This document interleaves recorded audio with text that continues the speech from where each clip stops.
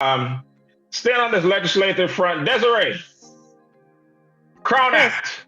Let's talk about it. let's talk Tell, about it. tell the people what it is and what happened this week, and why it matters to you. Well, so where do we start? Because you just threw like five things at me. No, just yeah, but well, you want me to introduce it and then you talk about it? No, go on. So the Crown What is the Act, Crown Act and why the does it matter? Crown Act is a bill that they are trying to get passed here in Texas and other states surrounding, that basically bans discrimination against natural hairstyles, Like that this. mostly affect African Americans, right? Okay. And so California was the first one to pass the bill. Last year in July, it was signed into law. And then New York and New Jersey soon followed after that. And then my cousin, DeAndre Arnold, which is not the first and he won't be the last, but it got national attention. And then it got the attention of the local legislation here. So we had Texas representatives say, man, we have to do something about this. Tell DeAndre's story for those who don't watching know. who don't know what the story's about. All right. So long story short, DeAndre Arnold, who's my cousin, was a senior last year, or this year rather, at Barbers Hill High School, a small little town in Mount Bellevue, right outside of Baytown. And he's been growing his dreadlocks for years, since he was in 6th grade, I think.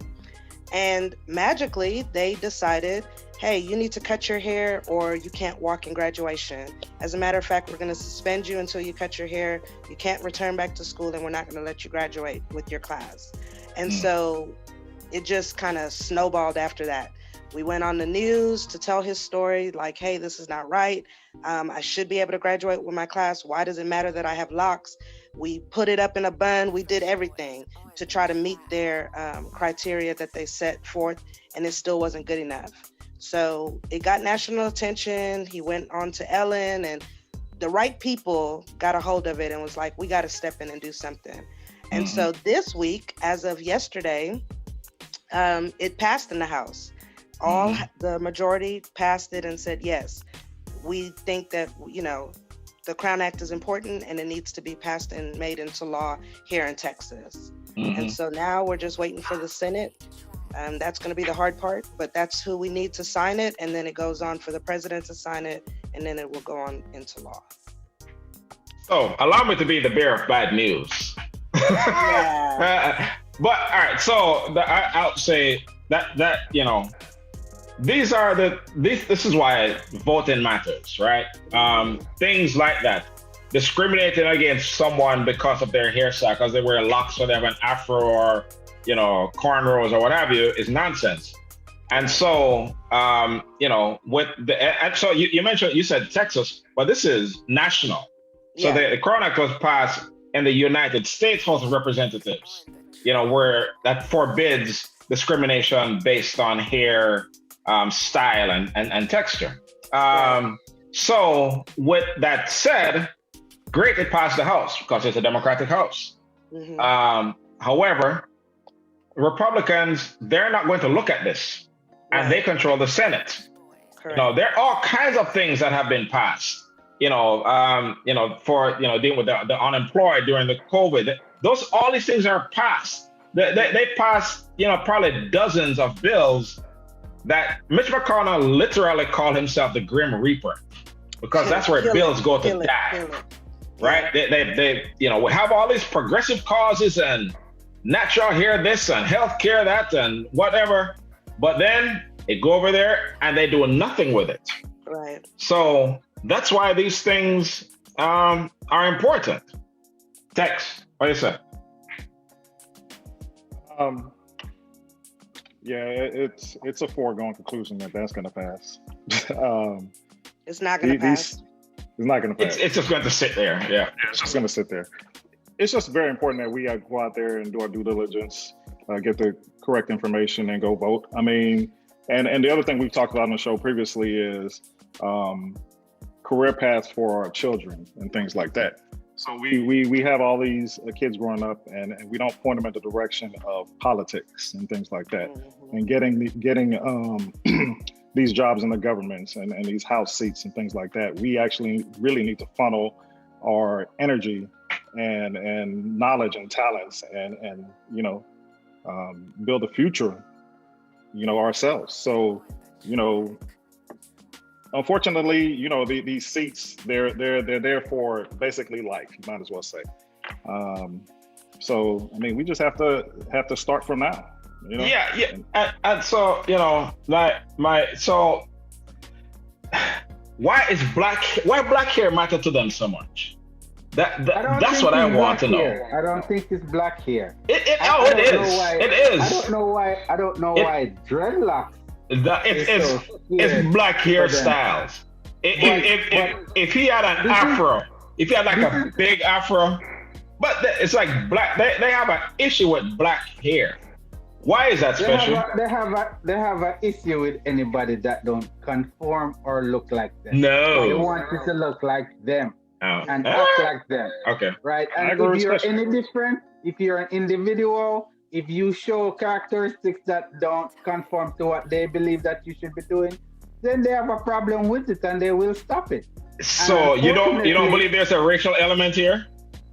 Definitely. That is why. That's what I'm saying. So that's why I said black hair.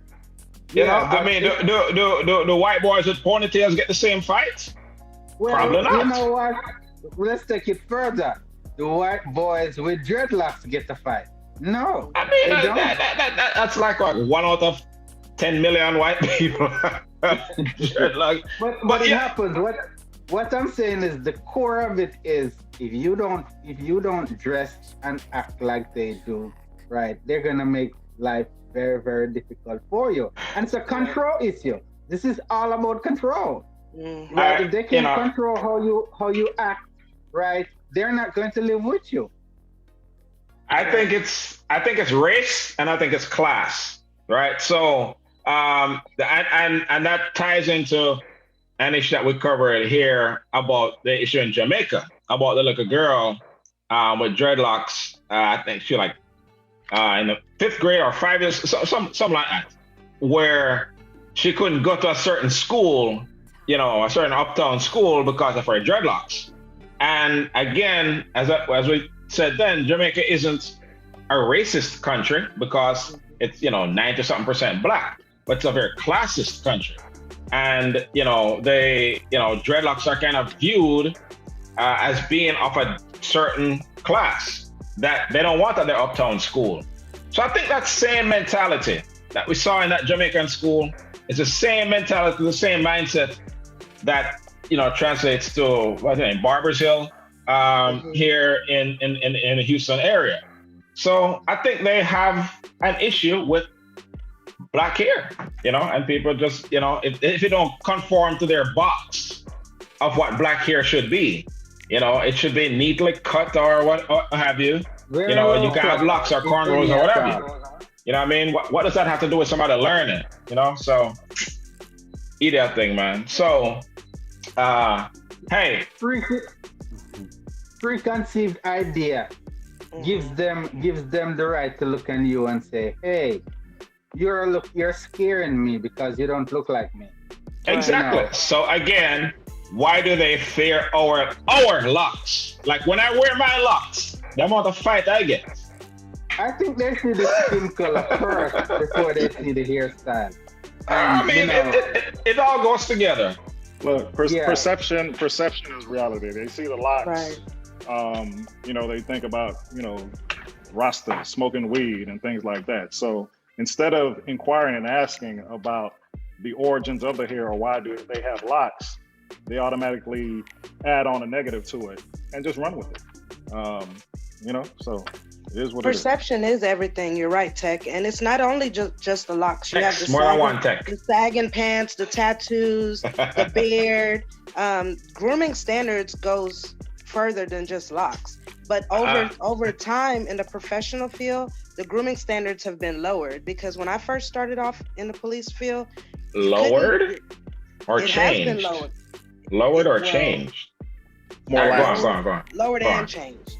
Right. Initially, the guys couldn't wear beards. You couldn't have your earring in your ears. No visible tattoos. What else? no unnatural hair colors. That has since changed. Even in the military, all of that has changed. So they have pink now hair police now? What happened? So they have pink hair police? I have seen an officer with pink hair. Really? Okay. I have seen an officer with pink hair. Okay. But the one thing that hasn't changed is locks and cornrows is still written in policy that is absolutely prohibited. So what that you have on your head? It's not locks that? No, these are braids, but when I go to work, I have to tie it up, and the agency that I work for is predominantly black, so this is acceptable. Oh. But the agency that I used to work for was definitely not acceptable. Yeah, it's just like that Sikh. It's just like that Sikh police that's allowed to wear his headdress like that. I mean, typically before that's it cultural. wasn't allowed. Yeah, what, I mean, the turbans? Before. Yeah. Mm. But now you see it's commonplace. They're allowed to do it now. So she probably right. They're lowered. I don't know how low it's gonna go. They're definitely lowering the standards. It's again, I would use the word changed, altered, not lowered. Lowered make it seem like it's less than. Anyway, that's just a pet peeve. But moving on, Coach Prime. Now we get to the